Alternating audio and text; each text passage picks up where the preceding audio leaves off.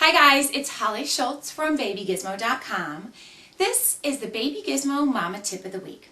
Now the tip this week comes from, well, me. Sometimes I gotta share my own tips. And it's coming to you straight from the Baby Gizmo Nursery in Chicago. Now this is a pretty easy tip. It's all about the pacifier, the binky, the nook, the sucky, whatever you want to call it. Now if your baby takes a pacifier and you find yourself going into that nursery time after time at night because it falls out of their mouth and they can't find it, here's what I do. First of all, there are those binky attachments that you can attach to them with the binky. I never use these at night. I just don't like an extra thing attached to the baby. So for me, those are out in the crib. So what do? I give him the one binky.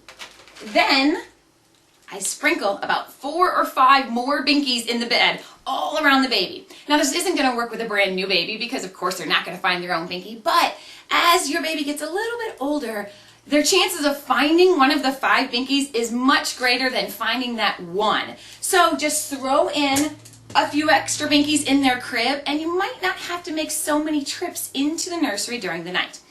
And my second tip. Now, if your baby, again, loves the binky and you're a little worried about how you're going to wean them from it, here's what I do. I never size up when it comes to binkies.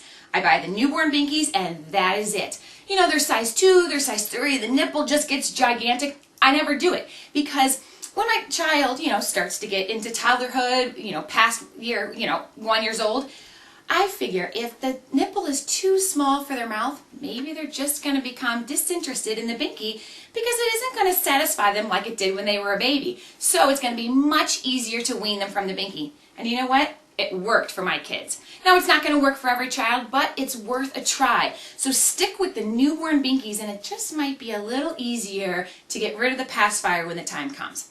And these are my Baby Gizmo Mama Tips of the Week. Don't forget, we are always looking for your mama tips. If you have some great mama smarts up your sleeve, email them to us at contact@babygizmo.com.